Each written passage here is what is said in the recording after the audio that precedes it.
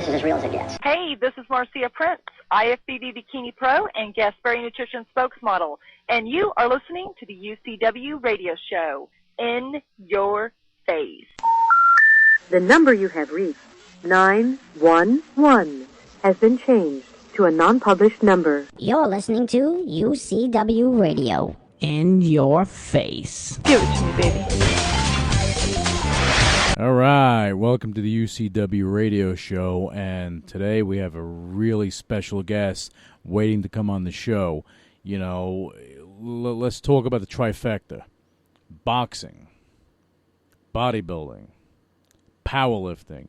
You put them all together and you're going to get this one guy from Akron, Ohio, who became a bodybuilding icon. So without further ado, please welcome bodybuilding icon, champion powerlifter, and former Golden Gloves boxer, Eddie Robinson. Eddie, welcome to the UCW radio show. How are you? I'm great, Louis. Thank you for inviting me, bud. No, well, thank you for coming. I mean, Eddie, without a doubt, there's no doubt in my mind you are one of the class acts in the world of bodybuilding. Okay. Thank you.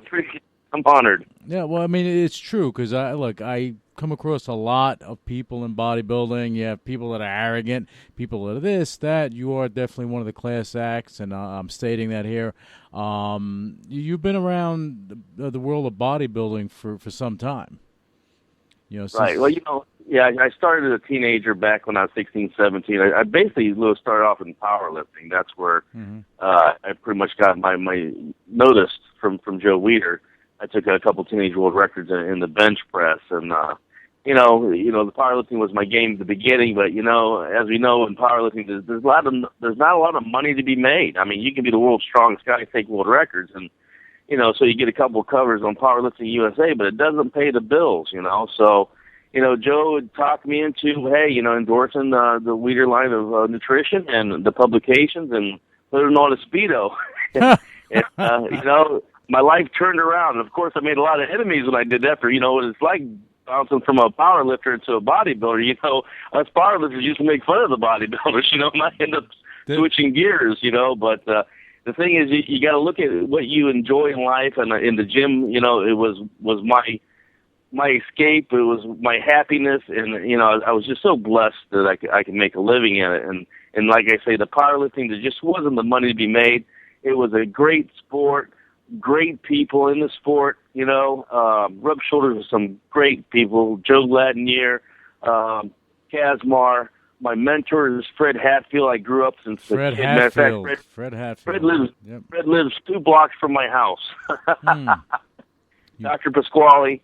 The powerlifting game was my deal, and I just loved the sport. Like I say, just wasn't the money in there, but after talking to Joe when I was about 17, 18, I started competing, and I was lucky and blessed to win the Teenage USA, and then the America, and then went off into the Men's Open USA, winning the America, and then off to the IFBB back in 1989, 1990. Mm-hmm.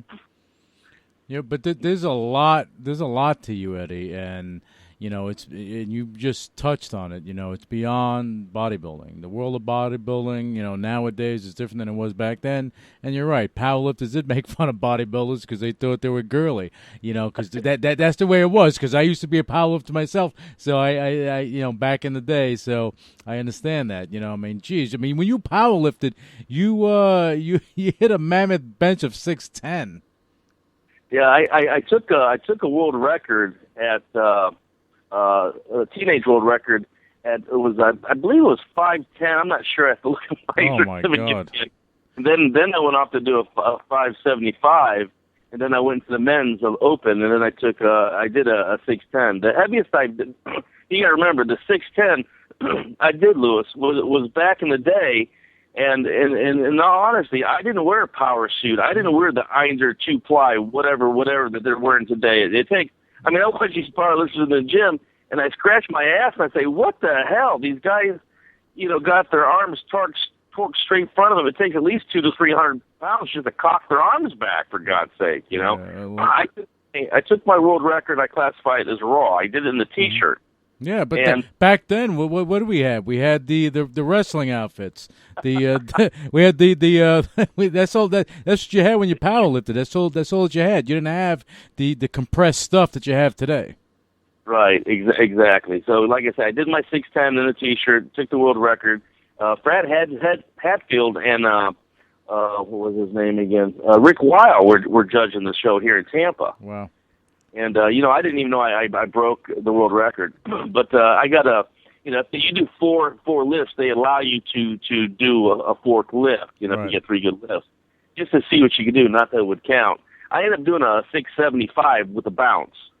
That was the heaviest I've ever went in my life, was a 675. But on the touch and go, you know the rules on powerlifting, of course, on the bench, no daylight under the back, the legs, the feet cannot move.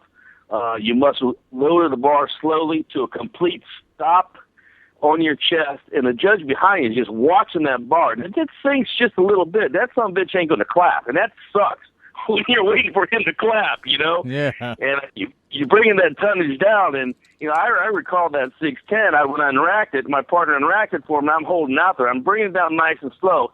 And, Louis, when you bring that weight down nice and slow, of course, the bar is bending, and you can actually, I felt my vertebrae just popping on the way down, and then just praying this guy will clap as fast as he can so I can bring it back to a complete stop without sinking in. But I managed to bring it down to complete stop and bring it back up to the lockout and complete the 6'10". So, that was one of the, I would say, one of the best points of my life, breaking the world record. The thing is not really realizing I did that. When Fred came up to me, he said, "Dude, you know what you just did? You just blew away the world record." I'm like, "Really?" But it must.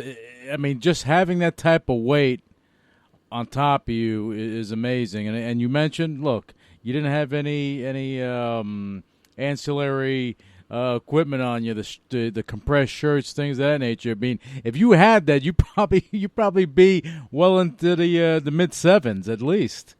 Well, the same things today they say right now, and I know they put at least 200 pounds on your bench. And any power lifter that's an avid power lifter on the bench will tell you, yeah, you can get at least 200 pounds on that power suit if done right. Because you got to remember, you got that thing so locked so tight, your arms are straight out, and when you got that double ply canvas on you, it takes a lot to push that bar down. So to me, I don't think that's powerlifting. I don't think that's brute strength. I don't think that shows true brute strength in an individual. It's who has the best gear nowadays. On and off the stage or on the powerlifting block. Yeah. The best thing, if you're going to do it raw. And especially when it comes to powerlifting. Well, that's when, that look, and I'll say this to anybody, how you are from bodybuilding, powerlifting, and we're going to get into your Golden Glove stuff. You're the real deal. You're the real deal, man. Thanks, Louis.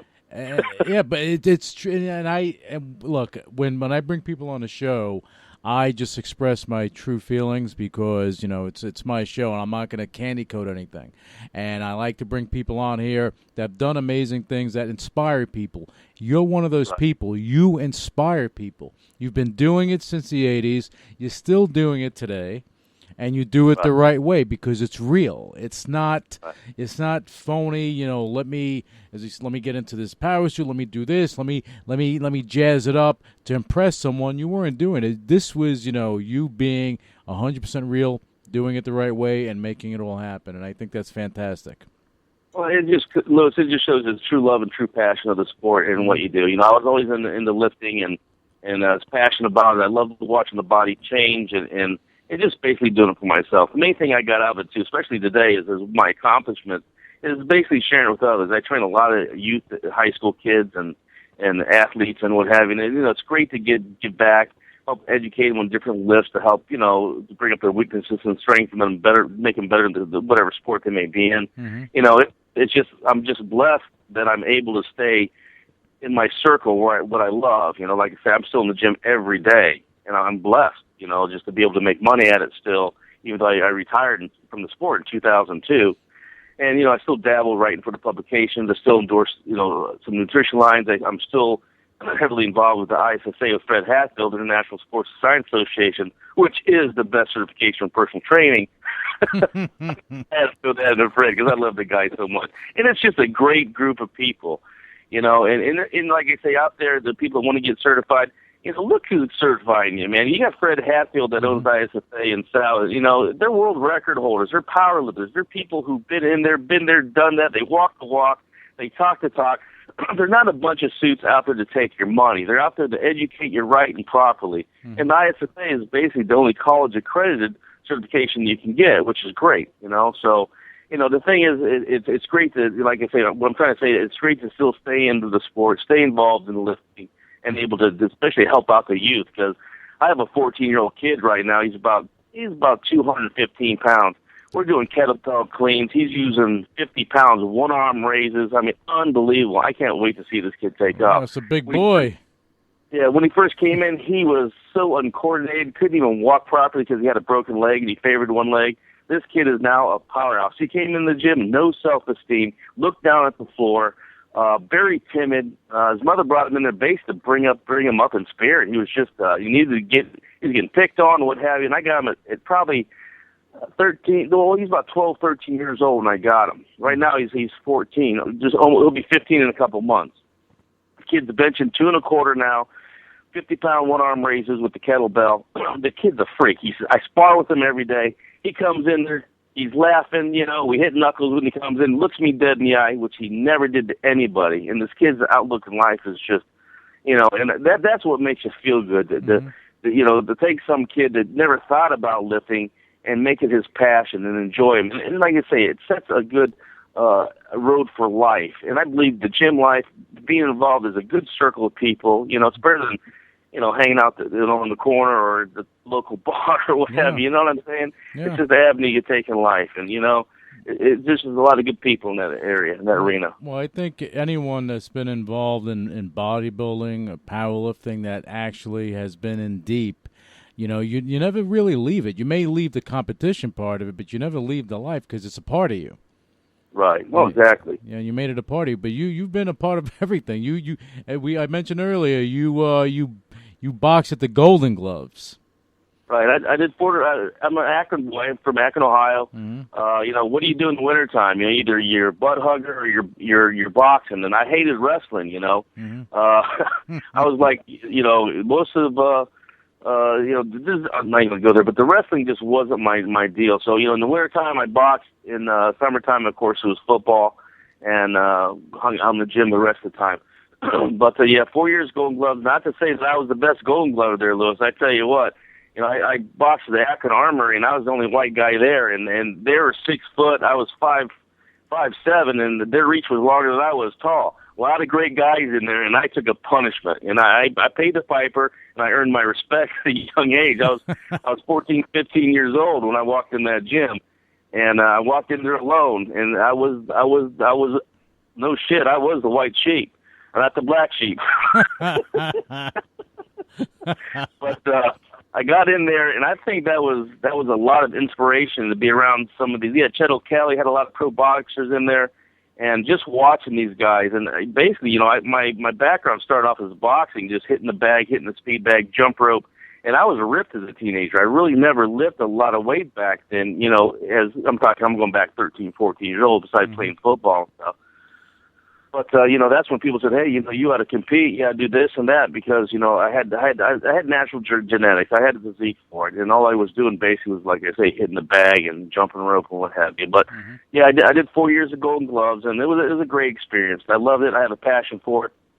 And like I say, it builds stamina, and it builds the person you are, Yeah. And it helps, especially with kids, to give that self-esteem and to know that, hey, they're not going to take any crap from any bullying around because they can handle their own, they can stand their ground and they can look somebody in the eye without fear. And that's a good point that you bring up, the bullying. Nowadays, that's a really big issue. And I mentioned it on a few shows already. You have bullying now is different than it was way back when. Right now, you have cyberbullying, and you have kids killing themselves because they're being bullied. Right. You know, and one thing that does help, you build your self-esteem. You build your self-esteem, guess what? You can let it roll off of you because it shouldn't affect you. But these kids can be vicious, and your background from boxing, powerlifting, bodybuilding, you know, you've done public speaking, you've done a lot of things. All this compiled into one ball makes you an asset to anyone that comes in your path, because you can add so much to them to maybe get a light bulb in their head, say, hey, you know what? Yeah, Eddie's right. I don't have to be this way, and I can be another way, and that does help people. So that's great stuff. Right. Oh, exactly. Like I say, it just builds character in the individual, especially when you're young. You know, it's all about, you know, that's why I always, you know, try to stress with parents, you know, get your kids in sports, get them involved in the gym, get them involved in something, you know. Nowadays, you know, see a lot of kids, you know, they're not involved in the sports. You know, they're home and they got the latest and greatest new Xbox, whatever, you know, yeah. They would be good in the military sitting in a tank, you know, with shooting, you know, bombs or whatever it may be. But come on, we got to build character with these kids, you know, get them out there, get them in the gym, get them sparring, get them playing baseball, football. You know, my son Seth, you know, he's been playing ball since, you know, he was 7 years old, 7 years old. It's just keep them out there, keep them active. And they are, you know, kids aren't born champions. They're made champions. You know, it's directing them and showing them the ropes of life, you know, and it's all about direction and showing them the right direction. That's why I like taking these kids and I plug on my Facebook, as you see, you know, I plug my kids in there that are sparring with me, and they're having a great time and seeing the stamina and their bodies changing and what have you. You know, it's good. It's really good for them. Like I say, it builds self-esteem up. They feel good. And the main thing is that they're rubbing shoulders with good people.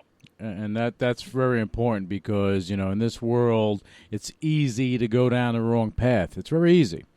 You know, you go hang out with the wrong people, you want to be popular, so, you know, so on and so forth, and then all of a sudden you find yourself in a bad way, you know. So what you're doing is great with the kids. And I mentioned earlier, you know, that you are the real deal. Okay, you've done all this stuff, and you continue to do more, and that's amazing. Now, what I want to do is go back to Fred Hatfield, okay? And we were talking about, you know, the accreditation and fitness training and that type of thing.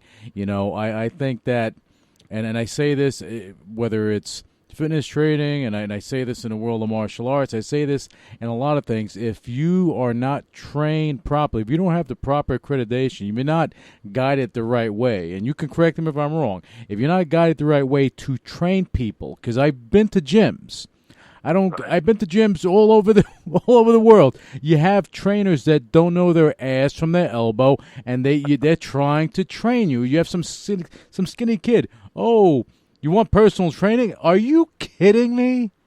Are you kidding me? What are you going to teach me? Tell me. Right. You know, funny. I see that every day. You know, I see some of these personal trainers, and you're right. A lot of them are young kids in there. You know, they weigh a buck in the quarter. Not to knock that or anything. It's just that, you know, it is what it is. And you see them doing different lifts and doing behind the neck press, things that, you know, that are proven that's not the proper range of motion anymore. That can actually hurt a person. And just watching some of the techniques, and they're not using the full range of motion and what have you. You know, you're right. You must be taught properly. And that's why it's best to be, you know, if you're going to get certified, get a good accredited certification, and make sure you look and see who's behind that certification.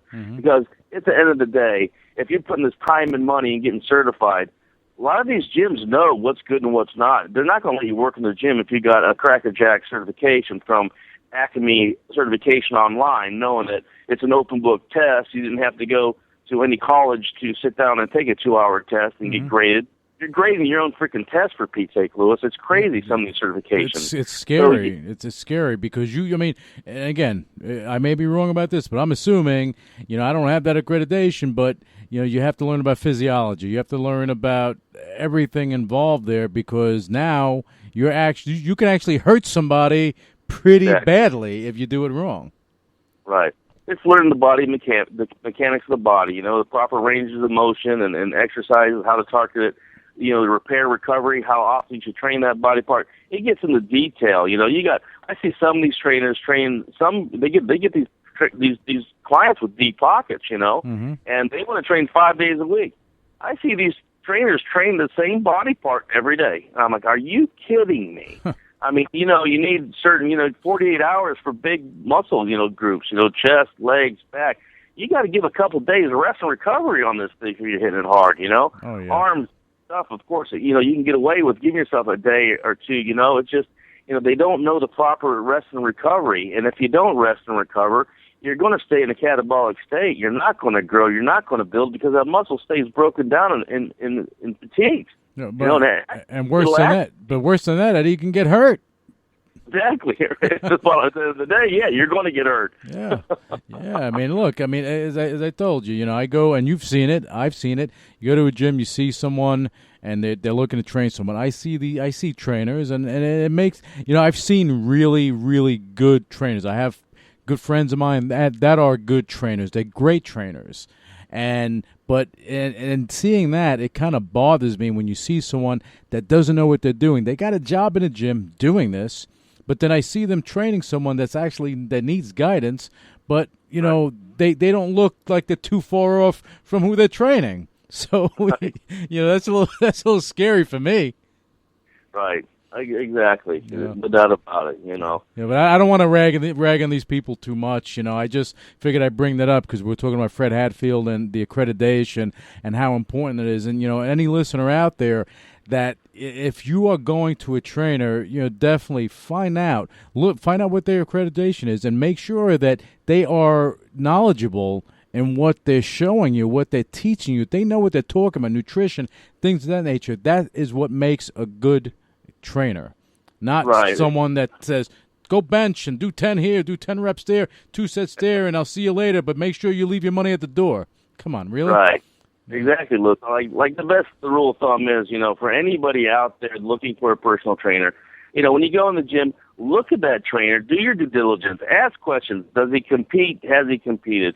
What's his degree in? Let's see your certification. Who are you certified through? Do your due diligence. Check out the certification he's with. Find out his titles, what he's done, if he's experienced in training himself, and he's knowledgeable in diet and nutrition. And you're absolutely right. There's a lot of trainers in there that are pretty much, I have a few that I know that are in worse shape than most of the people that are trying to diet and get in good shape, which is ridiculous. But, it is what it is. Main thing is just doing your proper due diligence when you go in the gym. And like I say, you have to because you can get hurt. Mm-hmm. You can be guided the wrong way. And, and you're paying good money, hard-earned money for these trainers. And you got to get, your money's worth out of these guys. So like I say, always do your due diligence. There's a lot of athletes out there that are retired and they're personal trainers right now. And that's who you want to bank with. Every area has a retired pro athlete that's a trainer. And they're all over the place, Oh, yeah. Main thing is, if they're booked up solid, like myself, when I'm booked up, I give advice. They say, hey, if I can't have you, do you know anybody? I always will refer to somebody that I respect and that know what they're doing and have the proper education. So, there's always people out there, just don't be afraid to ask around. And like you say, spend your money wisely because you can get hurt. Yeah. And you got to know how to space up the body parts. You got to know when to train, how often to train. And also, number one, Louis, we all know training is the easy part. Dieting is the hardest, Oh, yeah. Got to put down those chocolate chip cookies. You got it, bro. Even if they're gluten-free. You got to put them down. We all love them, but we got to learn moderation. There's been many times I came home and had a gallon of milk and 2 peanut butter and jelly sandwich and a box of double stuffed Oreos, but you can't do that all the time. Off season. That's what we say it is. Yeah, exactly. Excuse to get fat. Oh my God, that's chubby season. Right.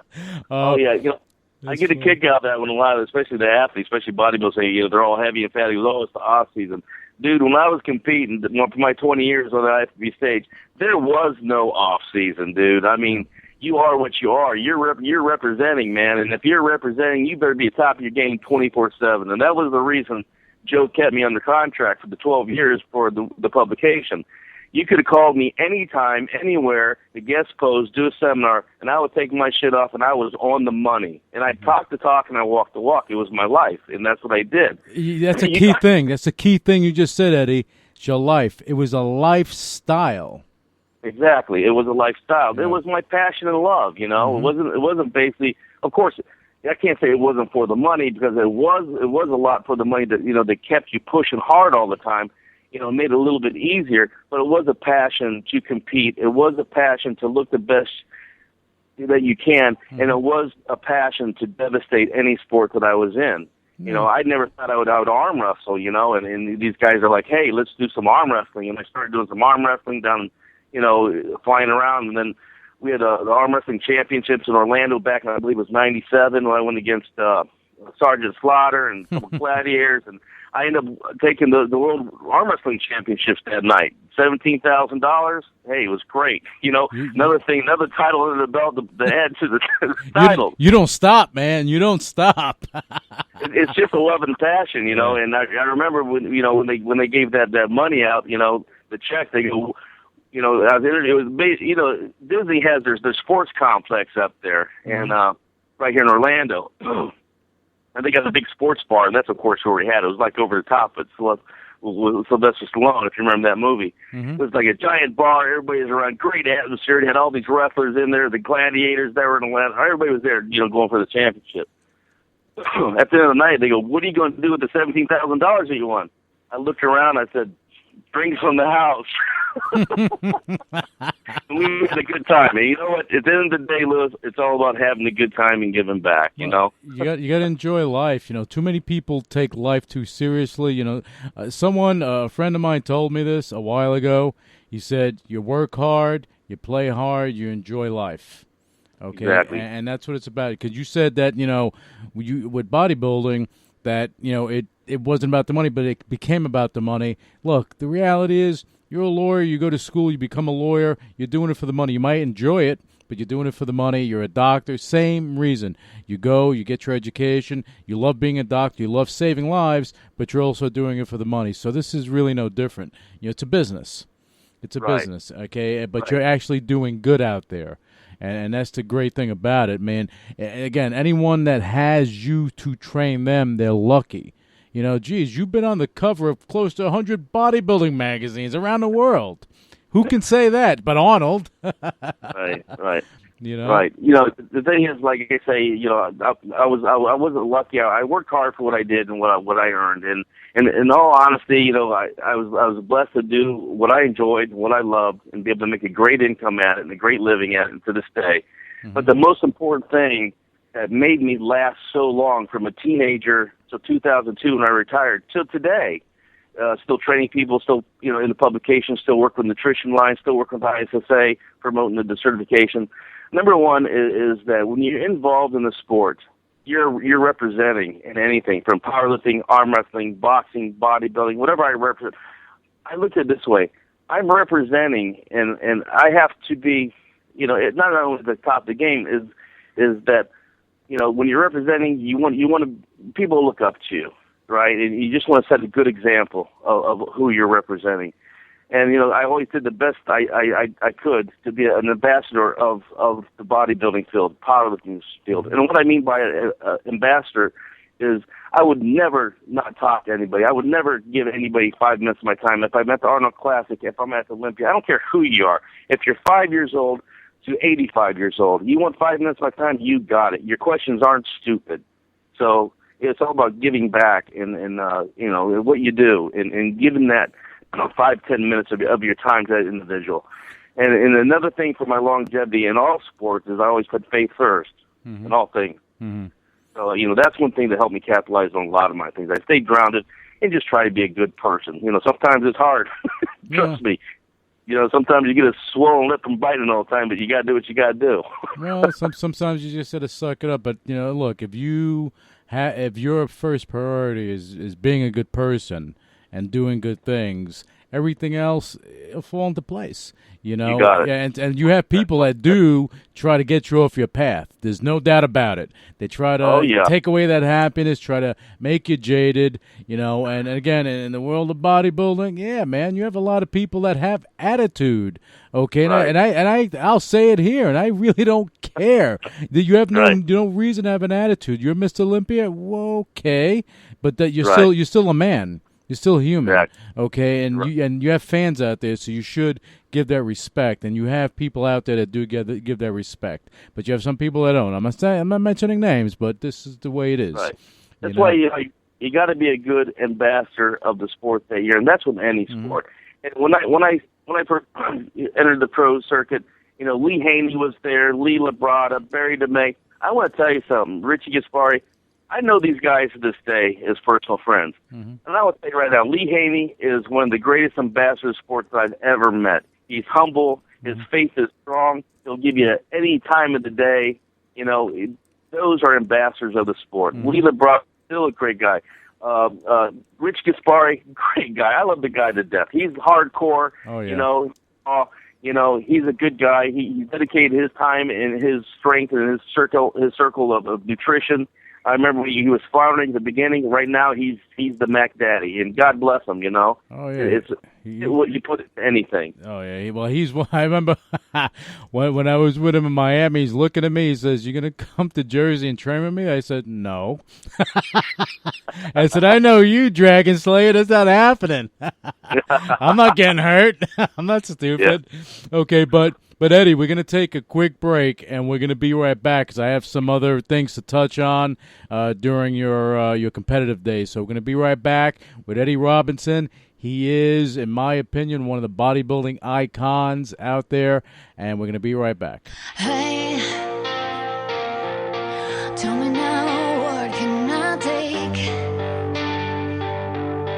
Anything to not feel this way for so long. It has stayed the same. What the hell does this all mean? 'Cause nothing's making any sense to me. I'm so out of my head, she said. It's alright, tell me I'll be fine. Give me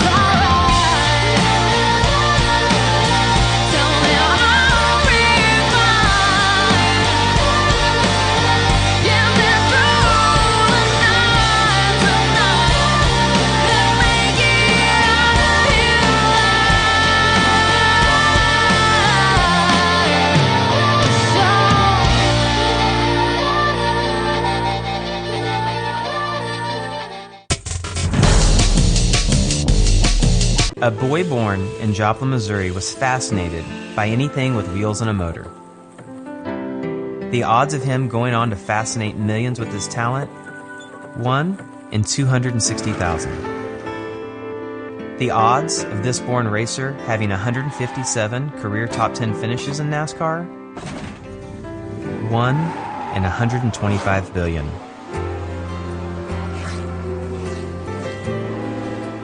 The odds of him winning both the Daytona 500 and the Brickyard 400 in the same year? 1 in 195 million.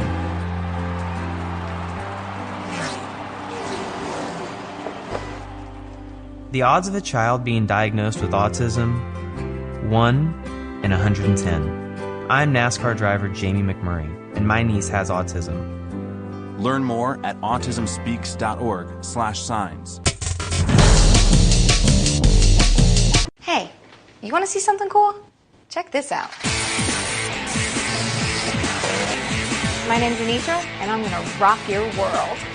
Wow. Oh my gosh, look at that. Wow. Oh my God. Along with my boys Mikey and Joey, I need the Shalama Brothers stack. We're knocking down walls and taking names. The brothers actually getting something done. And everyone gets to play. Progress is slow. We should be finished by Christmas. Girls with power tools, rule. We're not just bringing back the den, baby. We're making mega dens that'll blow you away. Wow! What do you mean? Anitra, it's unbelievable. That is cool. You want some of this? Facial recognition, motion activating.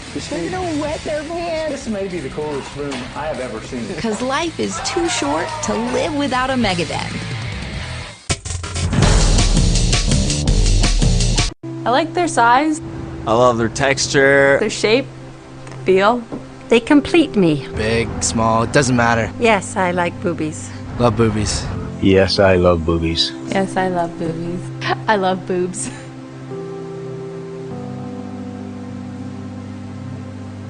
Most of us know someone. Who's been affected by breast cancer? My friend.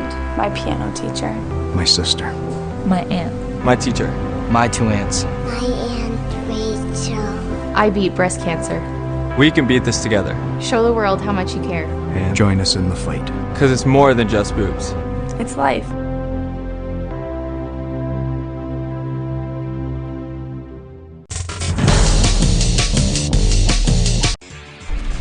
DDP Yoga. It ain't your mama's yoga.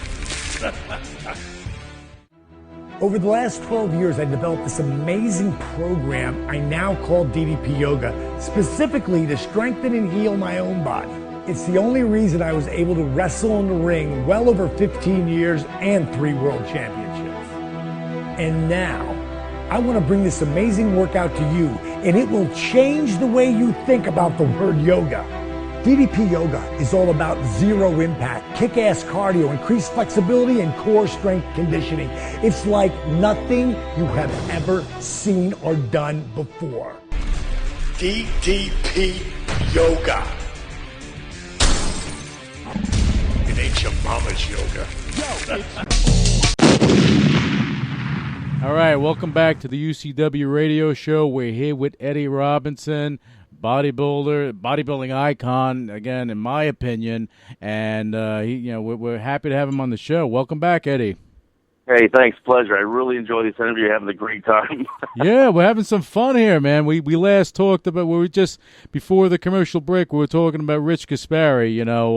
Great guy, definitely. Him and Liz, they built an empire, and you mentioned as far as being an ambassador in the world of bodybuilding, he's definitely one. He's always giving back. He gives so many opportunities to these young bodybuilders out there.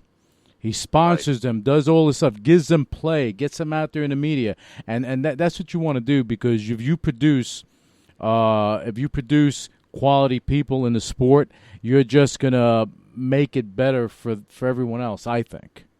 Exactly, no doubt about it. Yeah, and again, you've been there, done that, and I want to go into something with you, okay? Because you were with the Master Blaster. He had you under contract for what, about a dozen years, right? Right, 12 years, really, I started back when I was in my teens. You're looking probably close to 15 to 17 years, but I really wasn't under contract at that time. Weeder took care of my rent. He gave me car allowance, what have you. And, of course, he helped me out with my nutrition, guidance, training. I flew out there, stayed with him. We would sit up at night. Betty would come out, and we would sit up till 2 o'clock in the morning talking about the old days. I'm drilling him about Arnold and training techniques and talking about Sergio. And I'm like a kid in a candy store trying to absorb all this training information. And basically, Joe would say, well, what did you do? You're a teenager. You took a 5'10", 565. What were you doing? What were you thinking? I said, in all honesty, Louis, I was blessed and educated very young. I was living in Akron. I was in Uniontown, Hartville. I was raised with an Amish Mennonite. My nutrition was sound. I lived up in land. The Amish Mennonite did not believe in pesticides, hormones. Everything was clean and natural. They believed in live cultures, raw goat's milk, the honey, to everything was clean. And I was lucky to really get educated on proper nutrition, and I tried to incorporate that throughout my whole life. And, back in the day, I was making money. I'm talking my son's age, younger than my son, probably about 9, 10 years old, and we just get paid 10 cents a bale to throw in the back of the trucks, as a kid. When they knocked the hay fields down, we're throwing hay, and we got paid 10 cents a bale. And, I'm 9, 10 years old and lifted 50-pound bales, and we're throwing them till our hands bled because 10 cents was a lot of money back in the 70s, You made yourself for $10 with bloody hands, man. You had yourself a blast for the week, skating, what have you, So a lot of that lifestyle training, being raised in Amish Mennonite, working hard, were pretty much good staples of working hard, training hard, learning nutrition, all played into my life. And like I say, I'm a product of my environment. I was raised around that. I was lucky enough to learn proper nutrition and what have you throughout the Amish and Mennonite on how their lifestyle was. And like I say, I was a hard worker. I wanted to make a buck. So, hey, Yeah, no, I don't blame you. And and it's funny. Today I'm watching a video on YouTube. And I don't know, I was looking for something, and it had to do with you, okay? I was looking for something, and then all of a sudden this video comes up, and it's Jack LaLanne. And he's talking about nutrition. And he's talking about eating natural, how we, it's like right now you go to Whole Foods, you go to all this stuff, you're spending all this money for organic food, but the reality is it's just taking food, it's like the way you were what you grew up around. Okay, right. That's what you have in the stores right now. Right. Okay, and that that does aid to having a healthier life. Because you can't do it with all the processed food, the chemicals, all that nonsense. We tend to forget that because it's easy to grab something that's processed. It's easy. It's but it can't be as easy to grab an apple too. Right. Yeah, like you say, you hit on something very important today. Even if you go to your local supermarket, most of the vegetables out there are shelf ripened. They're not vine ripened, which means a lot on the proper nutrition. A lot of these stuff are got a lot of pesticides. It's sad but true. And everything's loaded with preservatives. From the meat to everything for shelf life. It's really hard. Luckily I had a great contract with Joe, which enabled me to buy mainly organic foods and meats and what have you. And I had a key on that stuff because there was a big difference in taste. There was a big difference in the way my body looked from trying to keep everything, live, organic, in its natural occurring state, which is very hard to do. And you have to have deep pockets to do that. We all don't have deep pockets to do that, so we do what we have to do. Like I talk with my young guys and stuff, they can't afford that, I say eggs, man, is the best source of protein. Get them whites going, eat food. Yeah, the sad thing is we do need nutritional products today, and the reason for is everything on the shelf is stripped of nutritional value. So yes, you got to take your multi-minerals. You got to take all that stuff. When I was competing, I did a lot of sub-Q injections of amino acids, glutathione, a lot of different injectable B12, stuff like that for energy. There's stuff you just can't get. It's rough. And I was lucky. Yeah, you got a key on these things that help get the edge. It's just it's sad but true. It's just hard to get that nutritional value off the shelf, and we have no choice but to turn to nutritional products and hope to God that these nutritional products that we're picking off the shelf are sound. Right. There's a lot of smoke and mirror bullshit out there, Louis. You know, a lot of stuff in there got some crap ingredients in there, and the consumers just don't know, you know, and the main thing is just to educate them on their proper needs. No, and then also you have a lot of products out there that have things in it that I guess the FDA can't or doesn't regulate that, because when you take 15 different things and throw it in a pill, all right, you know, it's not just one thing, so you're doing that, and it happens, you know. I mean, I'll share an experience with you on the show. Well, actually, I guess I'm sharing it with everyone. So, but I took a pill, okay, and I thought it had all this stuff. I took it. Oh my God, I didn't know what was in it. I thought I was going to have a heart attack. I don't know what was in it. I would never do it again. But the point is, if you don't know what you're taking, you better find out what you're taking before you start taking it, because it can be deadly. You know, if you don't do it the right way, you know, or know what you're taking, because if you have vitamins that aren't, you know, you have these compilations of stuff, because right now you have all this stuff. 15, 20 years ago, the stuff that they have now is like, okay, what is that? Okay, I didn't know what that was. Give me a B complex, this, that, and some of that. Oh, my God, what was it? It was some wheat thing that I took. Oh, my God, it was horrible. It was horrible, but I would take it because it was high in protein, you know, but it was bad. Yeah, I get a big kick on reading labels, because you always see proprietary blend. Mm-hmm. You know what it is? It's fairy dust. They put a little sprinkle in there that ain't going to actually do anything, but yet they put that fairy dust sprinkle in there so they can add 50 different herbs and ingredients to their pill, you know, which is crazy. You know, it is what it is. You know, that's why it's very important to go with big companies, good companies that have been around for a while. And, you know, that's the key. You know, you got these big companies that have been around. They're under the microscope. Their products are going to be sound, you know. And plus, if you have someone, you know, and we go back to Rich Gaspari, you have someone like him that is actually using his products, okay, then that could give you a little more confidence moving forward. If you're using the products, and this is your company or your representative of the company, you're actually using it, not bullshit. You're actually using the products.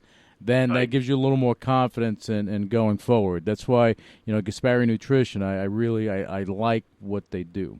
You know, that's my personal opinion. I'm not. They didn't pay for this endorsement. Thank you. Rich is a great guy. I love him to death, and he's good. He's dedicated to sport, and he's out to give back. So he's got a sound nutrition life. So does Labrada. So does many other nutrition companies out there. You know, it's like I say, it's just, you know, do your research. You know, do your due diligence. Find out who's out there, what's out there, and just find out what you need to take. You don't need to take everything under the sun. And the main thing is just try and eat properly. You know, try it. You know, and I know you can't afford organic, you know, vegetables, but just try and get what you can out there, you know, and eat properly. You know, like I said, my best source of protein is eggs this day. You know, every week I buy 7.5 dozen eggs, man. Me and my kids, we eat a lot of eggs. Holy crap. You're keeping the chicken farmers in business. It is, man. I'm surprised we ain't all got feathers going off this week. So many freaking eggs around here. But like you say, it's, you know, my kids are raised on it's the best source of protein. You know, we got boiled eggs in the refrigerator. We have egg whites in the morning. I mean, you know, we put egg whites in everything. So, you know, it's all just trying to keep that good protein up, guide to stay high, to the good nitrogen balance to help it replenish the muscle tissue, you know, and then just try and get the roughage you need to help keep the digestive tract clean. And we believe in, you know, eating the broccoli, the cauliflower, raw vegetables, you know, lightly steamed, not steamed to mush. You know, we need that proper roughness to help clean the digestive tract. And my son will even tell you, you know, we eat our salads first. We eat roughage first before we consume our protein, just for proper absorption. Because, you know, I educate him. I said, well, why do we got to eat this first? Well, we got to eat this first because we want to clean our digestive tract. It's sending down the chute. It's cleaning all that mucus off our digestive tract. So when we put this protein in there, it's going to absorb it because we got all the mucus stripped out from the roughage we ate, and it's going to absorb everything a lot better. And then they're like, okay, now it makes sense why we eat salads first. Yeah, but you see what you're saying. This is why people out there, and again, I'm going to go back to the Fred Hatfield thing. People out there need to have someone that knows what they're talking about. Okay, you can actually help someone from A to Z because you live it. This is your lifestyle. This is what you do. You do it with your family. So it's not, you know, you practice what you preach. And there's nothing better than that because the results are shown in you. Right, You know, exactly. and that's it. You've done it. You know, and now I want to go into something. Okay, I was going to talk about it earlier, but we get sidetracked. At this conversation, we're all over the place, but that's okay. That's what we do here. That's what talk shop. Yeah, that's it. But when you were look, the Master Blaster, and you made mention of what he did for you. I know he's done that for a lot of up and coming bodybuilders. Helping them. He did it from back with Arnold, having him in the back of Golds. Okay, when he gave him a room back there and everything, and brought him and did all that stuff. He's done that for so many people, and he in the world of bodybuilding, iconic. He is the icon. He is the icon, and I see above Arnold, above everything. He is the guy. Okay, now when you were under contract with him, okay, in the '90s, in the early '90s, you went another route. Okay, with the WWF. I was going to say the WWF creator Vince McMahon. And Vince McMahon, I got to say this, he is a definite innovator. Okay, right. I've seen him grow a company from nothing into a $1 billion entity. And if you ever doubted his willingness to take a risk, the WBF is an example of that. Exactly. Okay. Not a doubt. Yeah, I mean, you were there. You were in the WBF, which, in case people don't know what it was, the World Bodybuilding Federation. It was a WWF bodybuilding thing. They were looking to go head-to-head with the IFBB.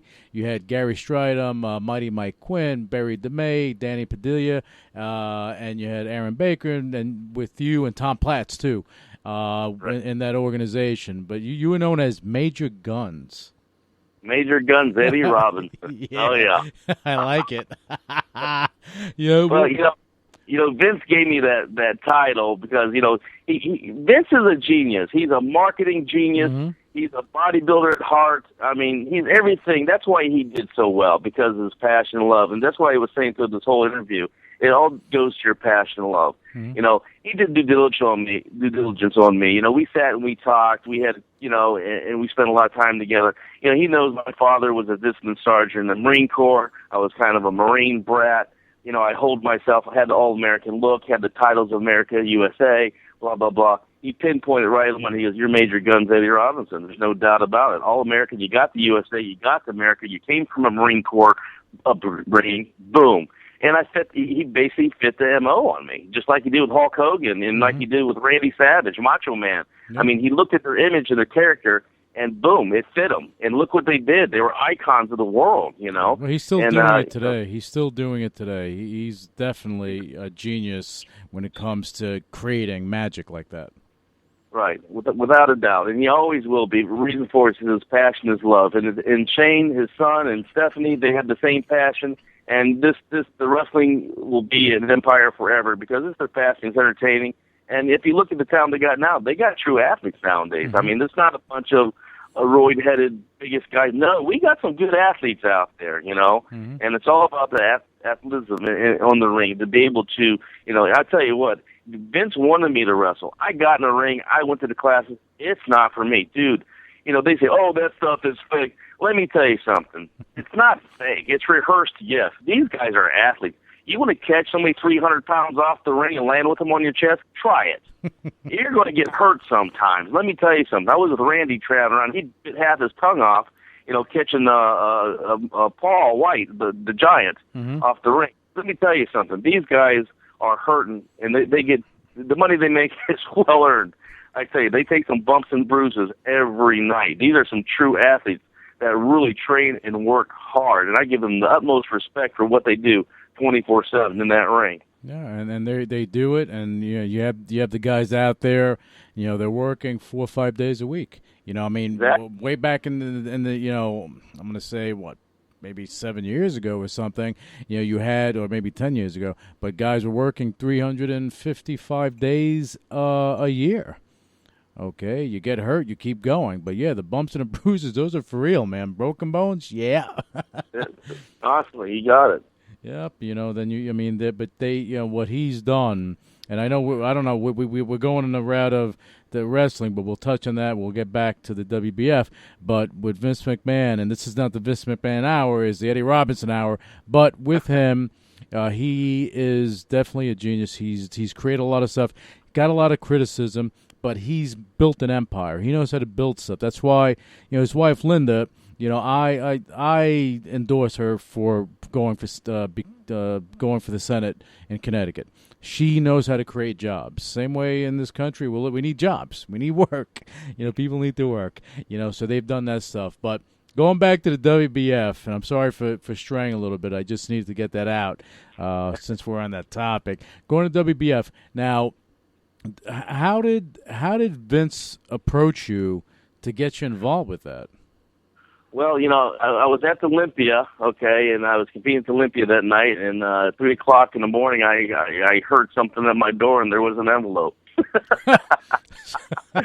Eddie, I'd like to join you for breakfast. I got to talk to you about a few things, Vince McMahon. I'm like, who the hell's playing me here? You know what I'm saying? I got some fan who's very smart trying to get me to meet him for breakfast in the morning, thinking they're Vince McMahon.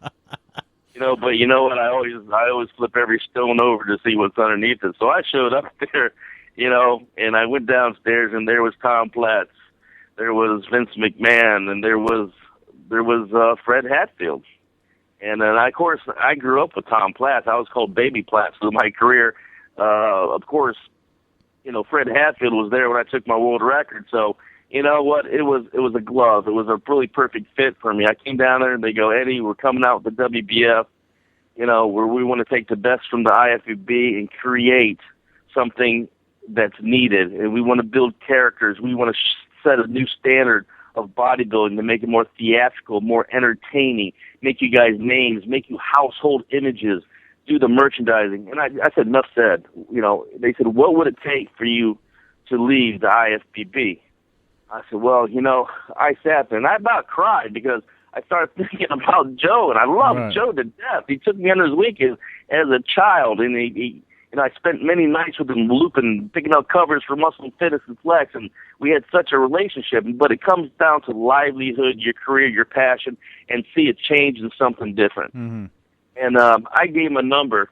I picked a number out of my backside, Louis, I didn't think they would ever say yes to, just to start high. And, my dad always said, if you make an offer, make sure it's outrageous because you got something to barter with to deal with. Because you always work down. You never work your way up anyway, anywhere. Smart guy, really smart guy. So Vince handed me a piece of paper, said, I don't want you to say this for Tom or Fred. It's between me and you. He handed me a piece of paper and a pen. He said, I want you to write a number down. And I wrote it down. And I folded it over, and I handed it back and looked at it. And he put a contract in front of me. He goes, done deal. I looked at him, and I could not, my mouth dropped. Signed it. And I didn't sign a 2-year, I signed a 4-year. Oh, wow. I was the only WBF to sign a 4-year. Everybody else had a 2-year contract. And what the stipulation on my contract was the beyond everybody else, is they wanted me to be the face and the image behind ICOPRO, which is, ICOPRO was integrated, what was it? ICOPRO, integrated protein. I forget what the heck it was called now. It's been so long. But anyways, if you remember their nutrition line, ICOPRO. I remember that, though. I do. I was the endorser in the face behind that line. So that's why they signed me for 4 years to just, because of course they got the line out and they had my name on all, my image on all the boxes. Of course, they wanted to have somebody longer for, basically sell the boxes, what have you. Mm-hmm. So I ended up signing a 4-year deal with it. And Joe didn't like it too much, of course, and Ben Weeder had a heart attack, called me up and said that, you guys, sign over there, it's basically you're signing a death warrant. You're done. You won't ever be welcome back to IFBB. You guys are traitors, I said, well, I won't go, Ben, if you do one thing. He goes, what's that? I said, here's what they offered me to come over. If you want to honor that, I'll stay. I said, I got a family. I got a young child at home. Mm-hmm. I got a wife and kids to take care of. I've done this all my life. I won all these titles, these world records for a reason. I'm going to get paid for it. And not that Joe never treated me well and did well with me. It's just that I seen another opportunity to make a great deal of money. And he looked at the contract and he said, we can't afford that. I said, well, then I have to leave because I'm not looking out for myself. I'm looking out for my family. Right. He said, understand. So that's when I went, and Joe gave me his blessings, and I went off. And we had a great time with the WBF, World Bodybuilding Federation. Vince treated us great. I mean, we showed up at the airport. We had a limo there. I wasn't used to that stuff. You know, it was a great lifestyle. He took care of his athletes. I loved it. Not to say Joe didn't. Joe did. But it was more... It was different, more flamboyant, more Hollywood. Louis was exactly. It was more of a fairy tale. It's like you get out of your plane, you're flying first class, you got a limo down there, you're going to a 5-star hotel. It was sick. It was crazy. Something I really wasn't used to, which I don't think I could ever get used to that because it was just it was great. I could get used to it, don't get me wrong, but it was great. And it was a great move for me. Like I say, after the 2 years of WWF, of course, Vince folded it. I stayed on for the extra year. All the IFBB pros. Some of them, not a majority, I'll say half of them did go back to IFBB. The stipulation for that was they had to pay a huge fine. I don't know what it was. I've heard that they wanted 25% of the contract that they had for that 2 years to pay the IFBB to come back. And then, of course, some of them paid it, and then when they got back, of course, you know how the judging is. I mean, you were a traitor. I mean, your call-outs ain't going to be too pretty. You're wondering why you're sitting in the lineup not getting called out. You know, their feathers are ruffled, you know. So, the sad story was most of them didn't do very well when they came back. I came back to the IFBB, and how I ended up coming back is I had a year back. Joe asked me if I wanted to come back to the IFBB to get back on the covers, get back in the publications. I said I'd love to come back, but I can't. I still got a contract. I still got a year and a half left with Vince. And he said, well, if I take care of that, will you come back? I said, yeah, but I'm not paying no fine. I'm not going to pay that 25% of my earnings to come back to the stage. He said, don't worry about it. If I can get everything cleared up, will you come back and endorse and go back to contract? I said, yeah. So Weeder pretty much bought my contract out, and I came back. And then I went on back to the Arnold Classics. And, the thing is, thank God the other guys, got their punishment. When I came back, it was kind of under the rug. It wasn't as bad anymore. I came back, I was accepted. I didn't do as well as I thought I would do. I was placing 8th in the Arnold Classic, and I went on to the European Grand Prix, doing 5s and 6s and 8s. Not as best as I thought I would do because I was getting punished. But hey, dude, I ended up getting a cover on every Muscle Fitness and Flex magazine. I was on every issue of every publication, and that's what I'm all about, is writing about sports nutrition and dieting and being on covers, right? And just showing what I do and what have you. So I was lucky to come back, for another 6 years to IFBB and under Joe Weeder contract for his nutrition and publications. Yeah, I mean, I think that the way I'm, just hearing that story, I think Joe. Because I guess Joe Weeder, with some of his talent, okay, he went and I guess he kind of felt like that they were his children, okay, and that's probably how he felt like you were like one of his sons. He doesn't, and I know that a lot of the bodybuilders there, he did not feel that way about him, but you were one of the ones that he did, like he did with Arnold and a few other guys. Right.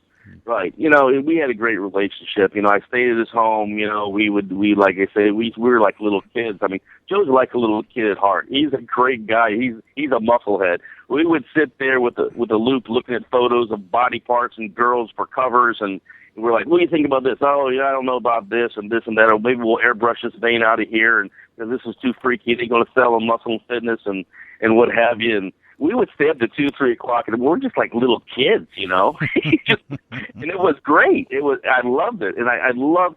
I want to tell you something, Joe. If it wasn't for him, I would never be who I was or what I am, and that's the bottom line. And I'll say that to the day I die. If it wasn't for him, I would still have my titles. Don't get me wrong, but I wouldn't have had the 85 covers, the 360 magazine articles. And to be a household name when it came to bodybuilding and my achievements and being able to, portray to the audience of the world on diet and nutrition, writing articles and what have you. I got guys. It's funny because I get these attorneys and doctors. They go, "Yeah, if I was in college, I used to." That makes me feel so old. These guys are older than me. You know? When I was in college, I'm like, "Holy cow!" Like I remember, I was a teenager, 16, 17 years old. Right. I got my first cover of Flex. I was 16.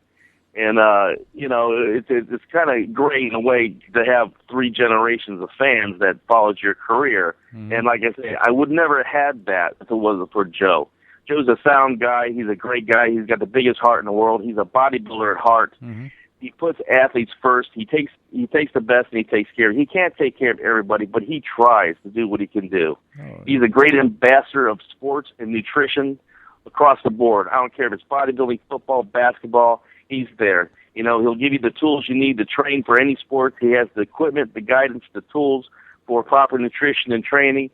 What have it? Joe Weider is the icon. He's the god of bodybuilding and fitness, and he always will be. He's a legend, and he'll always be a legend for generations to come. Who will take his place when he passes? I don't think there's anybody that can, to be honest with you. Anybody that will, No, that's like saying who's going to take the place of Bruce Lee? Who's going to take the place of certain people? You can't, because he's set the path. He created a path where there was no path. Right. Okay, and he opened the doors for a lot of people. If it wasn't for him, there would be no Arnold. And people need to realize that if it wasn't for him, there would be no Arnold. If it wasn't for him, there would be no Lou Ferrigno. If there wasn't for him, there would be no Eddie Robinson in the world of bodybuilding. Okay, and the doors that opened up for Arnold as aggressive and everything that he was. If he didn't have this vehicle, it would be hard to jump to other things. Right, and that's point on, Louis, because where did Arnold get his drive? Let me tell you something. When he came over here to the States, him and Weider were tight, and he watched Joe. He seen his passion, his drive, and don't think that he didn't absorb everything he had as a sponge and take it to heart and excel on it through his life. And that's what he did. He was a very smart man. He knew what he was going to do. Yeah. He was smart with his money. He invested in property in California. He knew he was going to get into the movies. He knew he was going to get into politics. He had his life planned out from day one, and he accomplished everything he set out to do. The American dream. The American dream. He lived it. He lived it, exactly. Okay, and if that's not an example of trying to live your dreams and nothing is, and that definitely nothing is, and again I think that you have someone like Weider that's done this. I believe that what he's taught the world of bodybuilding, especially those that listen, and there was something that I forget what football coach talked about it. It was about being a champion, and he said that 50% of this is desire. If you have the desire to become XYZ, you will become. You'll work towards that, and that's something that the Master Blaster himself instilled and showed because he lived it. He showed by example. Yeah, and that's what I've seen him do. Over the decades. So I think that's fantastic, and again, that instilled in you, and you're actually paying it forward to the people that you speak to, the people you train, the fans that you talk to. When you do your writings in the magazines, all this stuff comes out. So it's a pay it forward process. And I think that's the beauty of becoming successful with things in life, is that you have the ability to pay it forward, and you have, Eddie. There's no doubt about it. Anyone can see it, that you've done it throughout your career. You're doing it now, post-competition, and you're still relevant. And that's great. You're still relevant. You're not obscure. You're not in the land of obscurity. You're relevant in the world of fitness, not just bodybuilding, but fitness itself. Right. Okay. And now I know that, again, we went through a lot of stuff here, and I mean, we can talk, you and I, my friend, we can talk for hours about everything, because we can touch on a lot of different things, but we don't have that time. I do want to thank you for coming on the show. It was fantastic. I had a lot of fun with you on the show. We touched on a lot of stuff. It was great hearing your story, and our listeners to hear your story. So I do thank you for that, and I appreciate it. is, for those listeners that want to learn more about you and still follow you because your career is far from over. Still follow what you're doing, follow your career, follow everything. Give us some information so they can, find out more about what's going on with Eddie Robinson. Well, if you want to find out what's going on with Eddie Robinson, you can Google me. I'm all over the place. If you want to find out my life, man, you got to Facebook me. My kids are on daily. My clients are on daily, from sparring, kettlebell, workout, diet, nutrition.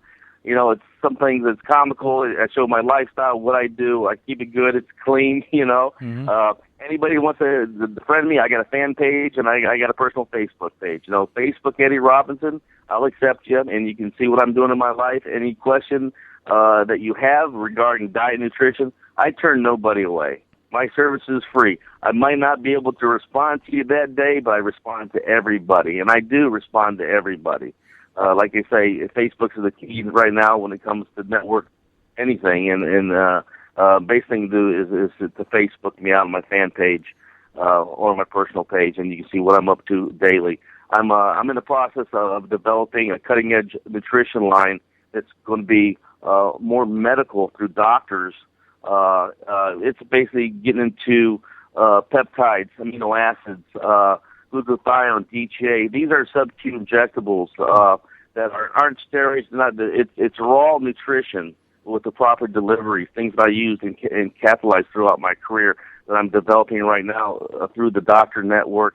And also I'm coming out with a sound nutrition line that I'm working with these doctors with that we're working on as we speak. So hopefully we'll launch that hopefully at the beginning of next year. Mm-hmm. And I'm planning on going out there, and like I say, it's about giving back, giving good sound nutrition out there, and I give out my advice. It's my passion, it's my love. I'm here, I'm out to give it out for free. So, like I say, anybody wants to contact me, Facebook me, Google me, YouTube me. You'll see all my training clips all over the place, and, come talk to me. Well, I mean look, if that's not paying it forward, I don't know what it is. You're giving more yourself than most people do out there, and I'm saying it. Most people don't do that. You're doing it. I think that's a beautiful thing, but it shows the character of the man that you're actually doing that. It's not all about the money, people. Eddie Robinson, he's champion, bodybuilding icon. He is looking to help not only one person, but as many people as he can. Now, Eddie, you have a website too, don't you? I have a website. It's eddierobinson.org. To be honest with you, I haven't updated anything, but it shows a lot about my careers. It has a lot of my covers on there, what have you. It's pretty much ran by the ISSA. I got to redo another website, but my main thing is right now is just a fan page on Facebook, which everybody's on Facebook these days, and you're current on what you're doing in all aspects of your life, from where you're at, what you're doing, and what you did, who you're training, and what have you.